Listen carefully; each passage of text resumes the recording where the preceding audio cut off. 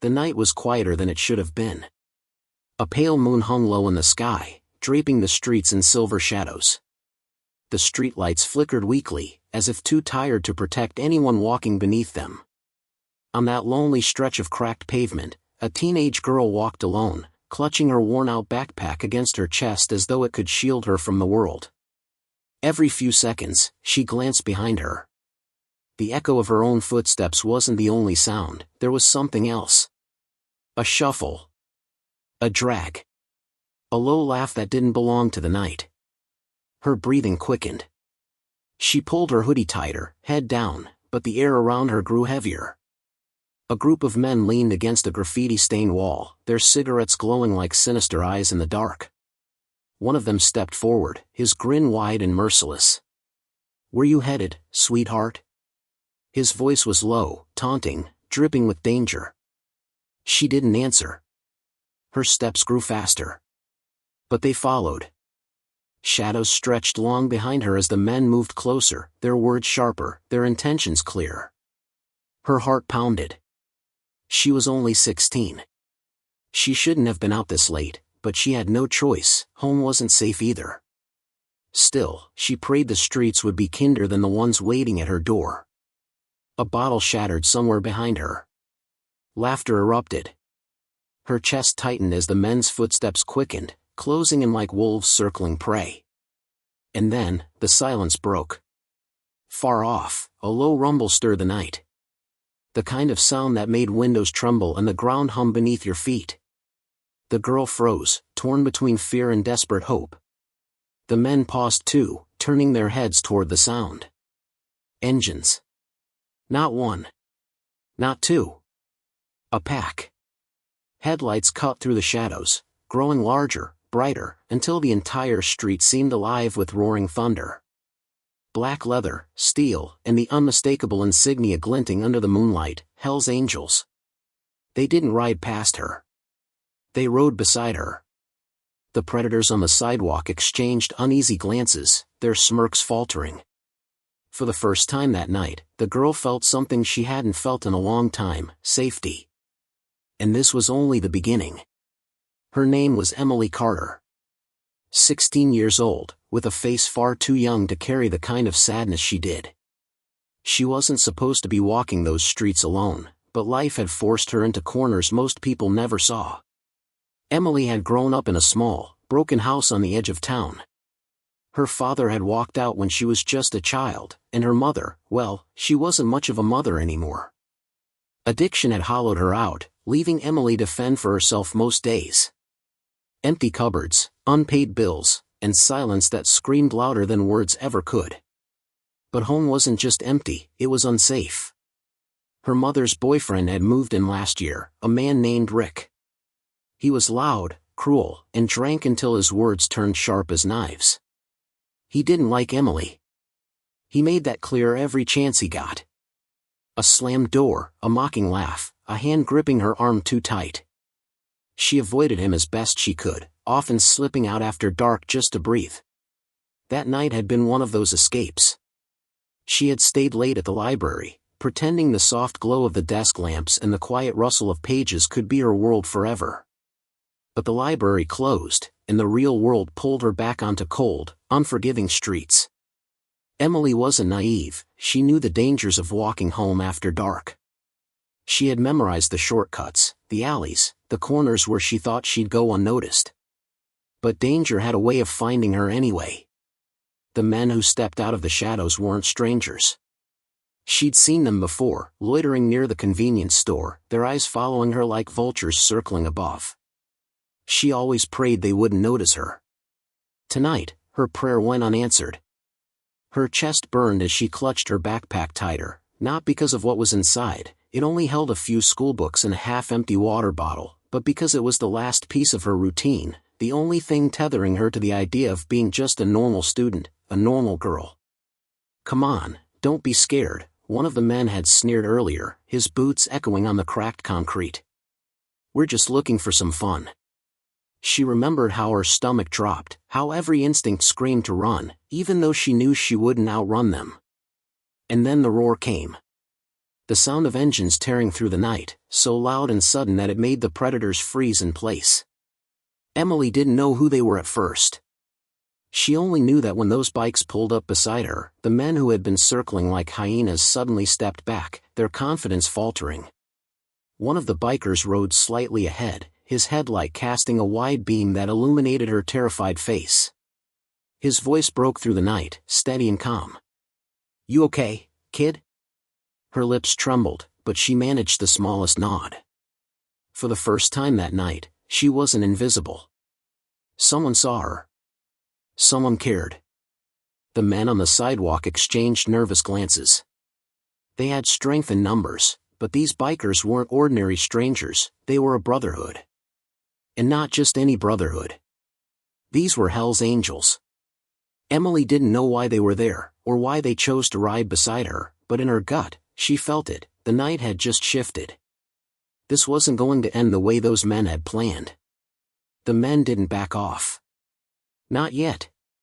One of them, a broad-shouldered brute with a jagged scar running down his cheek, spat on the pavement and sneered. "What's this? Princess got herself a bodyguard crew?" His laughter rang hollow, but the others joined in, trying to mask their unease.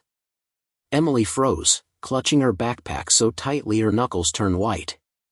She wanted to melt into the ground, disappear before things escalated, but she could feel the tension in the air, thick and dangerous, like a storm waiting to break.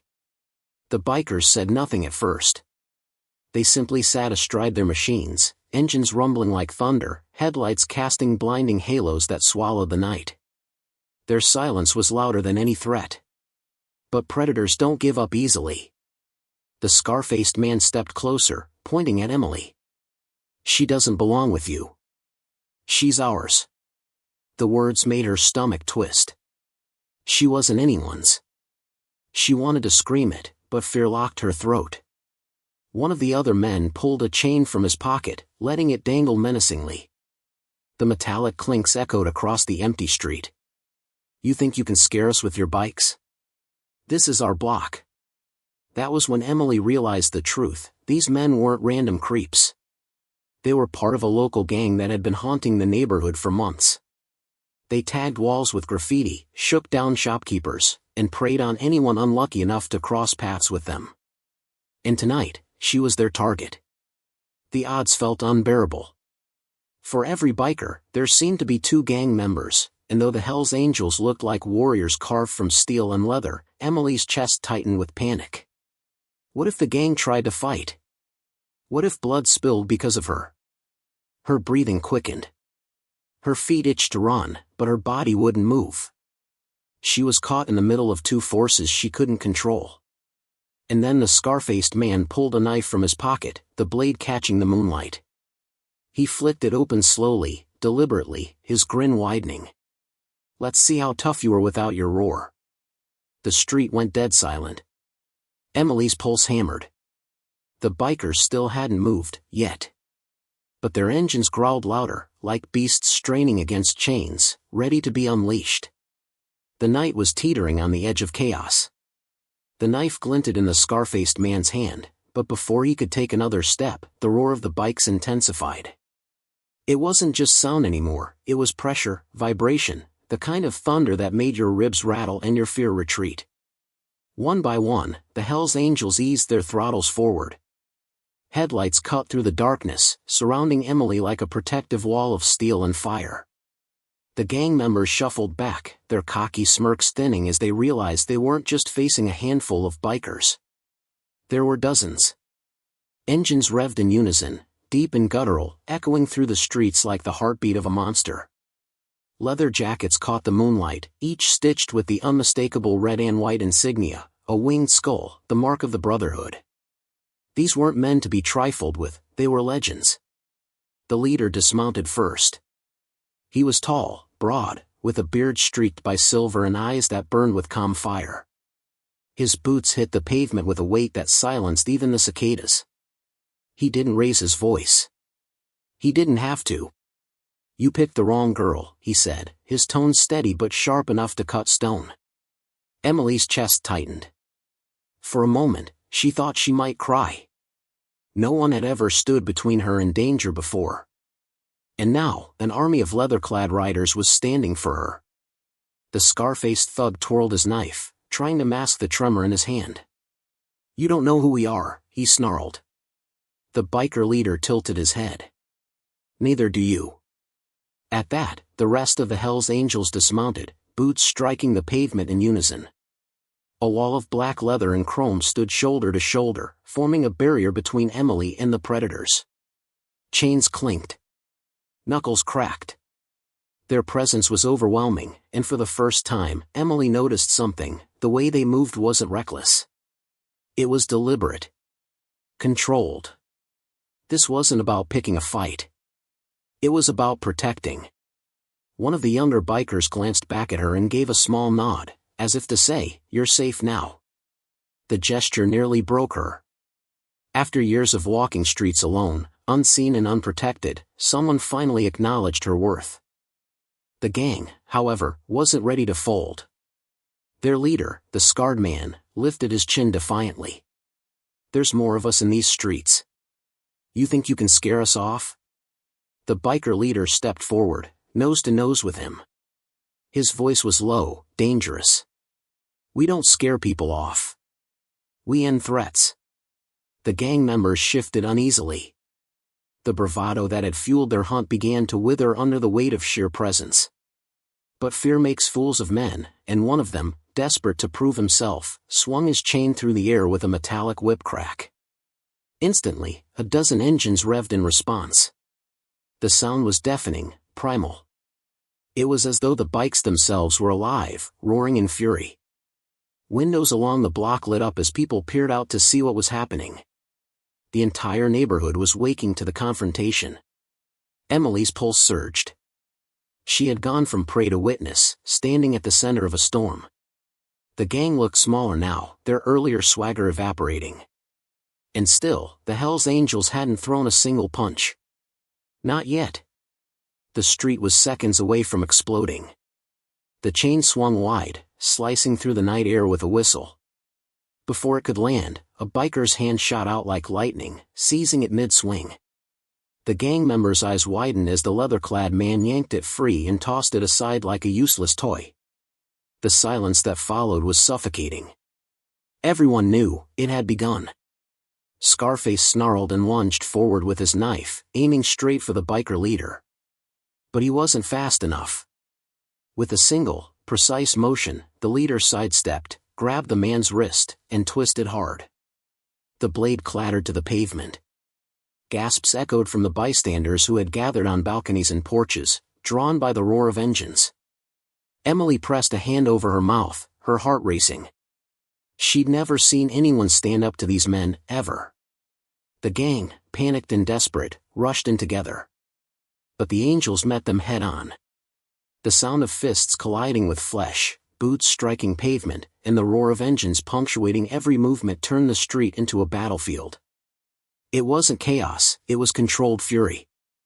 The bikers moved like brothers, watching each other's backs, every strike precise, every move united. One man tried to grab Emily, but before he could reach her, a biker stepped in, shoving him back with a force that sent him sprawling into a trash can. "You don't touch her," the biker growled, his voice sharp as steel. Emily's legs trembled, but she stood her ground. For the first time, she didn't feel like prey. She felt protected. Scarface staggered to his feet, his lip bleeding, his pride shattered. But still, his rage burned. He shouted to his men, "They're just men on bikes. Show them who owns this block." But his words rang hollow. Because the block no longer belonged to them. The neighborhood was awake now, lights flickered on in windows, curtains parted, phones recording. People who had lived in fear for months were suddenly witnessing a shift of power. The gang's dominance was cracking. One by one, the bikers overpowered them.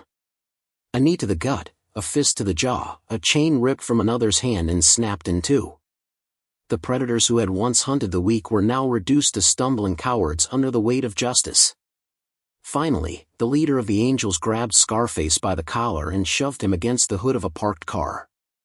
His voice boomed, not just for the man, but for everyone watching. You think fear makes you strong? Fear is weakness.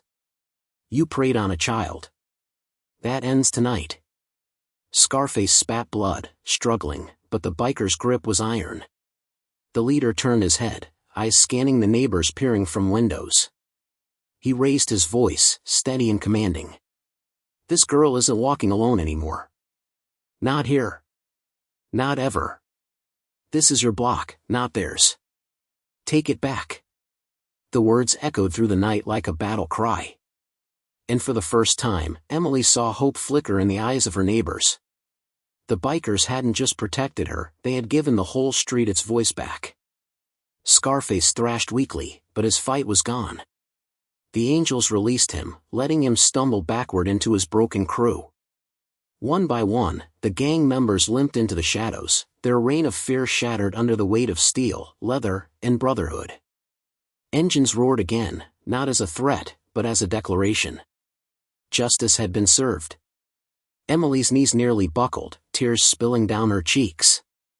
She had braced herself for the worst, but instead, she'd been given something she never thought she'd feel again. Safety. The bikers didn't celebrate. They didn't boast. They simply regrouped, silent and unshaken, like warriors who had done what needed to be done. The fight was over. But the night wasn't finished yet. The street was quiet again, but it was no longer heavy with fear. The gang had vanished into the darkness, their swagger crushed, their power stripped away. What remained was the low purr of engines and the steady breath of a girl who realized, for the first time in years, she wasn't alone. Emily wiped her tears with the sleeve of her hoodie, her chest still trembling. The biker leader stepped toward her, his boots echoing softly against the cracked pavement. He crouched slightly so his towering frame didn't feel so overwhelming. "You all right, kid?" he asked gently. She nodded, though her voice cracked when she whispered, "I thought they were going to." She couldn't finish. His gaze softened. "Not while we're around." Another biker, younger and with kind eyes, pulled a bandana from his pocket and handed it to her. "Keep this," he said. "When you see it, remember, you've got family on the road." Emily clutched the fabric, her hands shaking. It wasn't just a bandana.